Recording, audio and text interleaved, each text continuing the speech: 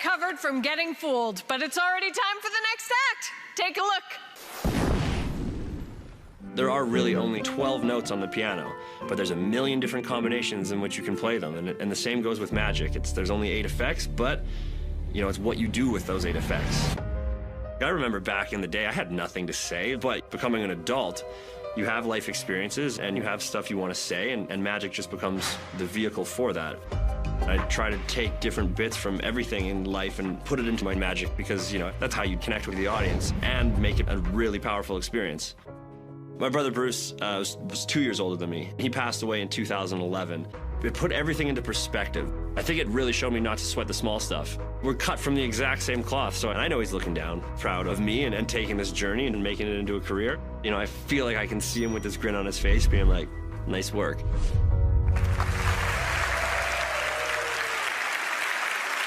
Please welcome Winnipeg's own Darcy Oak.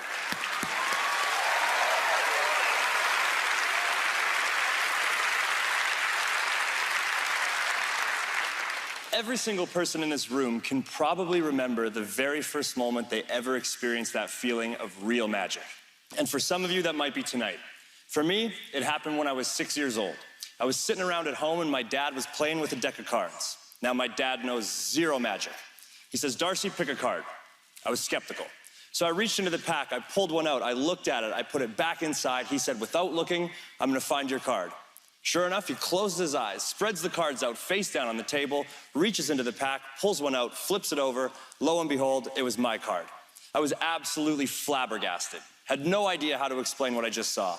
Begged him for a month to tell me how he did it. Wouldn't tell me. Finally, 5 weeks later, I learned it was a complete accident. Just so happened to work out. But that moment changed the course of my life forever. So right now, I'd like to try to share that moment with all of you. I've got a bottle. The bottle is made of glass, completely solid, untampered with, and the cork will remain in the mouth of the bottle. The bottle goes in the box. The box is locked and placed inside the larger box.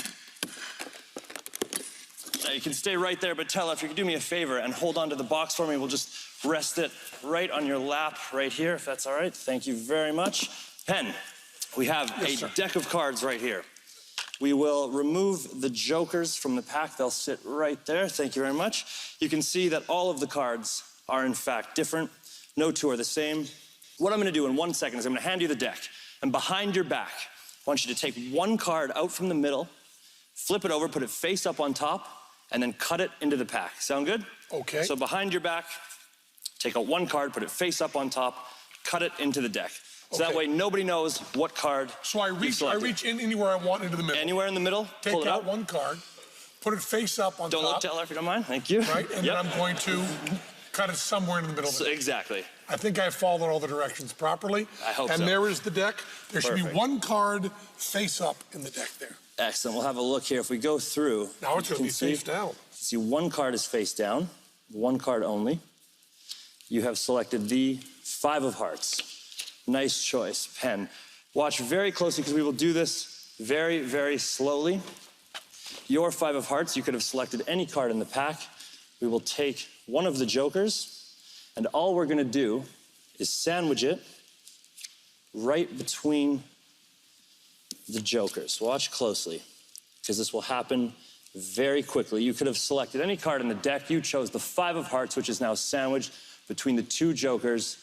Here we go, watch. You give it a little shake, and it vanishes. Gone.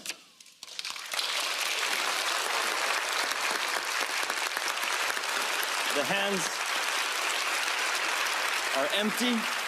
Inside this box, check it out, is the other box. Inside this box, have a look inside.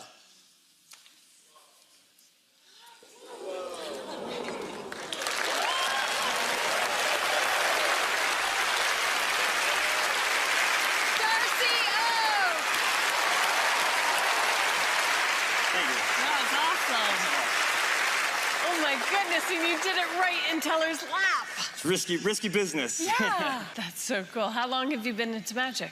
Since I was a kid, since I was about 6 or 7 years old, and that's actually a true story. Since your dad, And yes, right. yeah, it's actually, I went to university for 1 year after high school, and obviously was failing everything because I was so focused on performing and learning magic.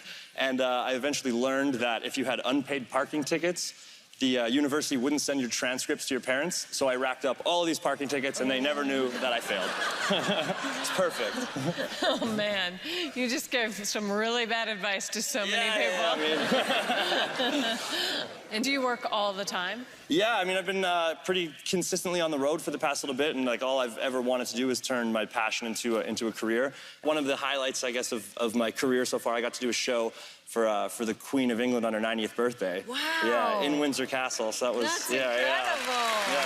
Oh, a little applause for that.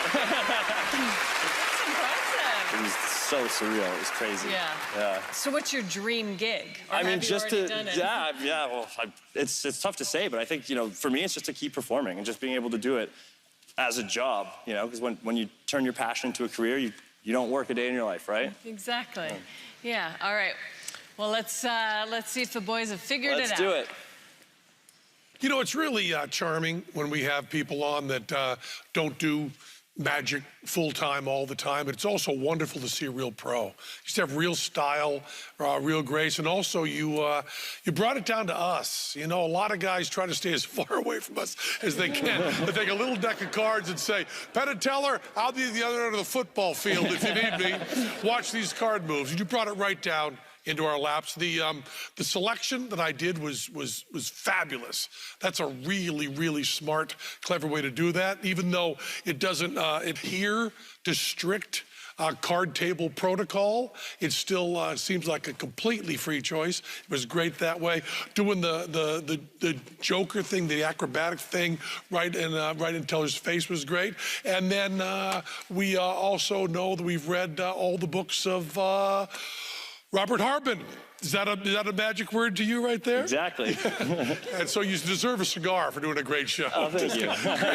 Great show. Does that mean they figured it out? Yeah, it does, of course, exactly. Well, thank you. Thank you. Darcy, Thank you so much. Thank you, guys. Thank you. We'll be right back with more outrageous magic, including a trick by the best in the business, Penn and Teller.